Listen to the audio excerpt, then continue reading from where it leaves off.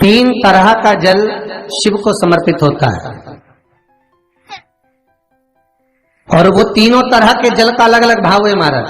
पहला जल सादा, घर से पानी लेकर गए, जल लेकर गए, शंकर को चढ़ाया, वो हमने घर का अपना एड्रेस बता दिया, भगवान शिव को जल चढ़ाकर अपने आनंद के लिए शंकर से कुछ प्राप्त कर लिया। दूसरा जल, जल के कलश में थोड़ा सा इत्र डालकर शंकर को जब समर्पित करते हैं तो महाराज घर में अगर कोई व्यक्ति बहुत रोगीला है, बहुत रोगीला, एक शिव महापुराण में, स्कंद पुराण में, नर्मदा पुराण में, भविष्य पुराण में, अग्नि पुराण में, नारद पुराण में, बरहा पुराण में, वामन पुराण में जितनी चीजें लिखी गई है एक एक प्रैक्टिकल कर कर देखो तो शिव महापुराण, स्कंद पुराण का यह भाव याद करिए कि एक लोटे पानी में इत्र मिलाकर, जल में इत्र मिलाकर, बहुत रोगीला व्यक्ति, बहुत बीमार व्यक्ति है, एक लोटा पानी उसका हाथ का स्पर्श कराकर शंकर को चढ़ाना प्रारंभ कर दीजिए। महाराज केवल 5 या 7 दिन चढ़ाओ और वो 7 दिन के बाद में उस बीमार व्यक्ति का क्रम देखिए कि उसमें कितना आराम लगा है।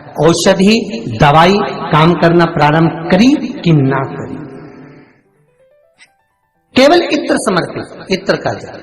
तो पहला जल सादा, दूसरा जल है इत्र का, और महाराज तीसरा जल जो शिव महापुराण के अंतर्गत कहा गया है बेल पत्र का जल।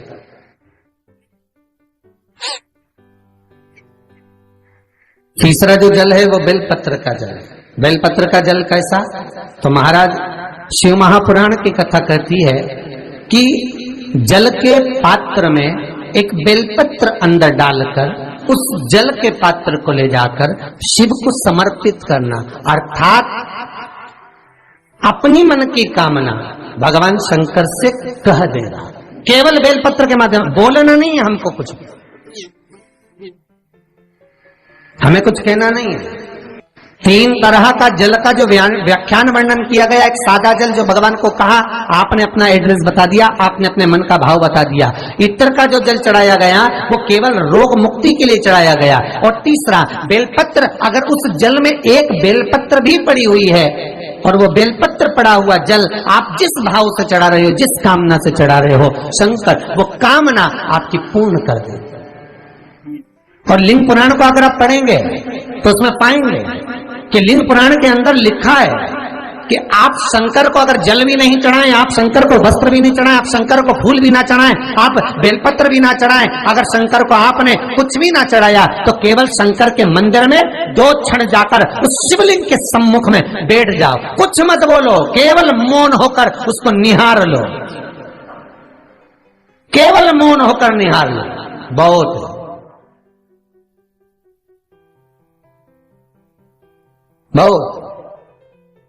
जो हनुमान जी महाराज को 3 तरह की माला समर्पित होती है, एक आंकड़े के पत्ते की, दूसरी बेलपत्र के पत्ते की, तीसरी पीपल के पत्ते की।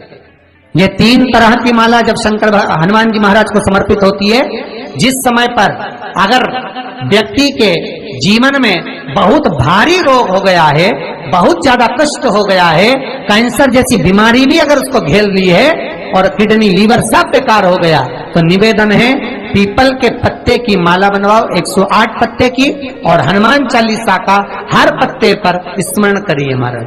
आप हनुमान चालीसा पढ़ते जाओ, माला में गांठ लगाते जाइए, और वो माला जो व्यक्ति कैंसर से पीड़ित है हाथ का स्पर्श कराइए और शंकर को चढ़ाइए। केवल अष्टमी तिथि के दिन ये माला समर्पित होना चाहिए, शुक्ल पक्ष की अष्टमी के दिन।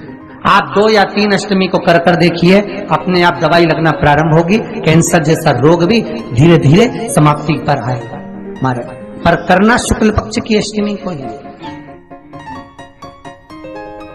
महाराज कोई बच्चा एग्जाम में बैठ रहा है, सीए की पढ़ाई कर रहा है, कोई बहुत बड़े एग्जाम में बैठा, पास हो ही नहीं रहा, बहुत हार गया, बेलपत्री की माला चला। पर बेलपत्र की जो माला है वो केवल प्रदोष पर चढ़ती है श्री हनुमान जी महाराज। आप बेलपत्र की माला चढ़ाओ, 108 बेलपत्र आप श्री शिवाय नमस्तुभ्यम मंत्र का जाप कर कर गांठ लगाकर भगवान श्री हनुमान जी महाराज के सामने पहुंचकर माला को सीधी रखकर, जो व्यक्ति एग्जाम में बैठ रहा है, नौकरी के लिए, अन्य पढ़ाई के लिए, अगर कंपटीशन एग्जाम में भी बैठ रहा है तो माला को हनुमान जी महाराज, और हनुमान जी कौन से होना चाहिए? पूर्वमुखी। हनुमान दक्षिण मुखी नहीं चाहिए। पूर्व में जिन हनुमान जी का मुख हो वो माला ऐसी समर्पित कर कर, हनुमान चालीसा का पाठ कर कर, 3 बार स्मरण कर कर माला श्री हनुमान जी को पहना दीजिए। ऐसा कोई एग्जाम नहीं जिसमें से आप निकल ना पाए महाराज, पर करना आपको पड़ेगा। प्रदोष का दिन होना चाहिए, प्रदोष के भगवान, और प्रयास जहां तक हो सके प्रदोष काल में अगर चढ़ाएंगे तो ज्यादा फलदायी रहेगा प्रदोष काल में। तीसरी है आंकड़े की माला।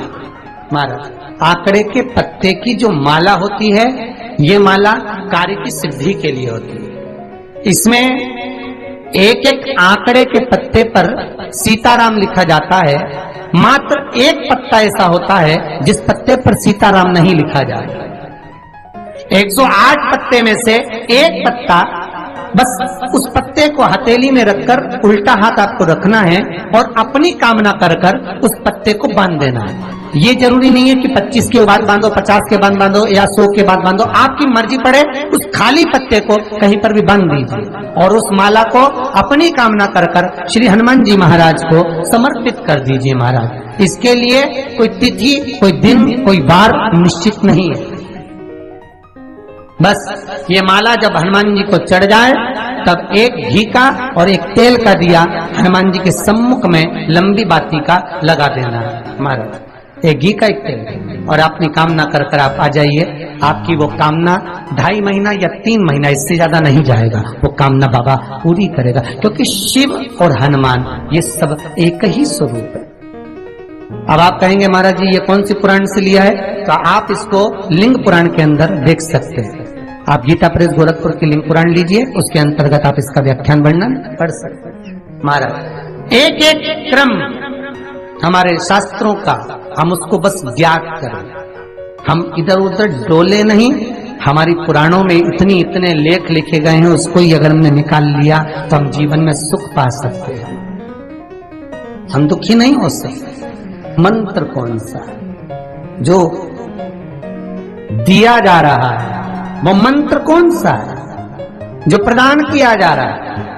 हनुमान जी महाराज ने वो मंत्र जो विभीषण को दिया, और एक विभीषण जिसको लात मार दी गई, एक विभीषण जिसको लात मारकर निकाल दिया गया, जिसके घर का भी ठिकाना नहीं था, वो विभीषण एक छोटे से मंदिर में जो रहता था, तुलसी का क्यारा जिसके दरवाजे पर था, और वो विभीषण जब सीत रावण को देता है तो वही विभीषण को जो लात मारकर निकाल दिया जाता है, तो वो मंत्र कौन सा था जिसको विभीषण ने जपा और विभीषण लंका का अधिपति बन गया?